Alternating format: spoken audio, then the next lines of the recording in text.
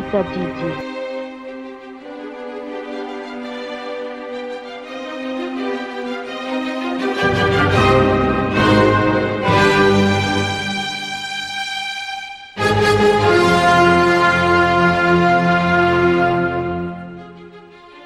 Ataompoko ny raketako ny teninao mba tsy hanontako aminao. Salama tsiro ny folo zato dimy folo.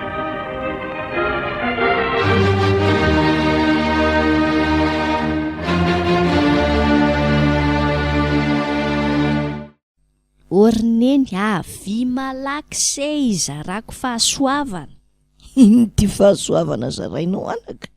Mba tena fahasoavana aloha sa inona indray e? Ohatray fahasoavana tonga de valim-bavaka 100 isan-jato sa atao hoe 200 isan-jato avisy aty.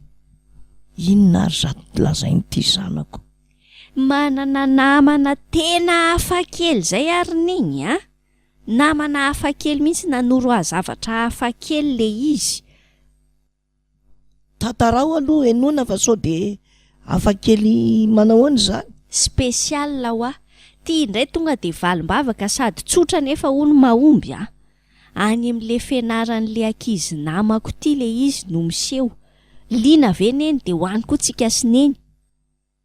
Inona aloha le izy tantarao tsara e?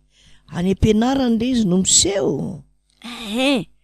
Ka izao hony any am-pianaran'ireo ankizy namako leniny ankizy namako hony a. Anondry neny a, fomba fivavahana hafakely ty.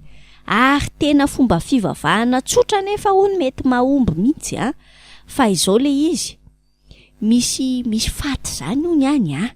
Aza mbola miketrona be ohatrin'io aloha neny fa enoy tsara hatramin'ny farany a.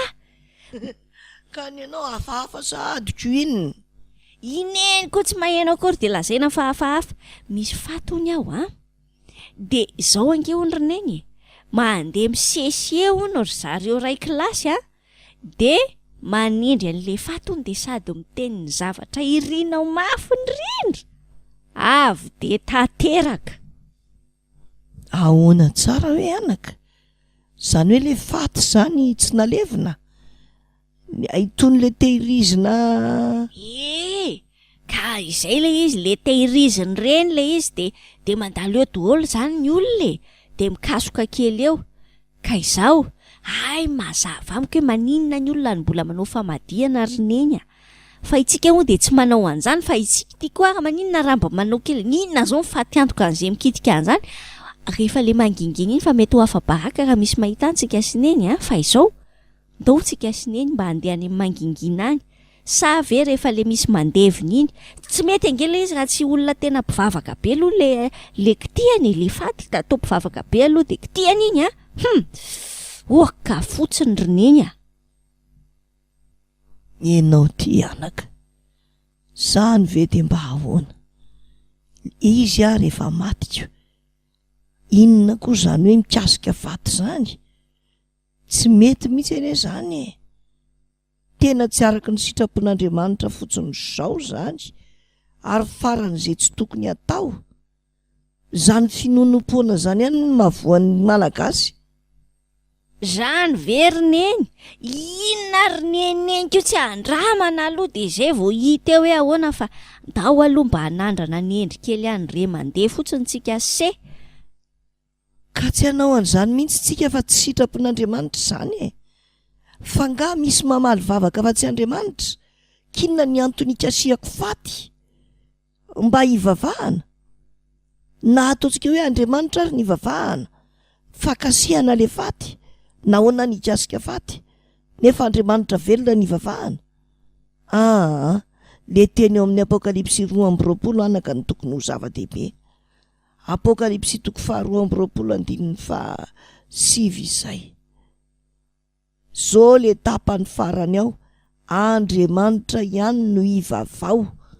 Fa tsy mety zany hoe andeha enao ny vavaka sandratra ny an-danitra nefa ny tanana mitazona faty na mikasika faty. Tena tsy izy mihitsy zany. Andriamanitra ihany no hivavao. Zay le teny eo amin'ny Apokalipsy 2:7. Ka tsy tokony anaraka an'izany tsika zombinaiko. Ay mo, rehefa le manao ohatran'iny iny zany ny dikany ohatry ny hoe le faty eo no ivavahana inona hoe hanasitrana na ny toy izany ary mila dinihana tanteraka fa mazava ny apokalipsy 2:27 hoe Andriamanitra ihany no ivavao andeha hodinihana daholo ny atao fa sao de ty ataontsika ty ara mivavaka amin'ny zavatra hafa ankoatran'Andriamanitra kio ny mampirehitra ny fahatezeran'Andriamanitra eo. Ka izany mihitsy sady ny olona mantsy ny sasany mieritreritra hoe rehefa maty dia akaiky an'Andriamanitra. Ny zavatra lazain'ny tenin'Andriamanitra dia izao, Andriamanitra ihany no ivavao. Apokalipsy 2:27. Andriamanitra ihany no ivavao.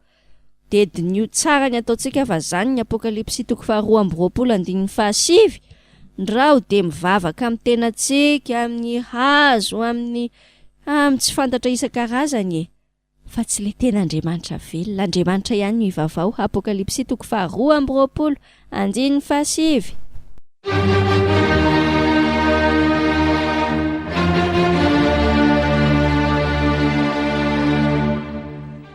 Umbai mitadidi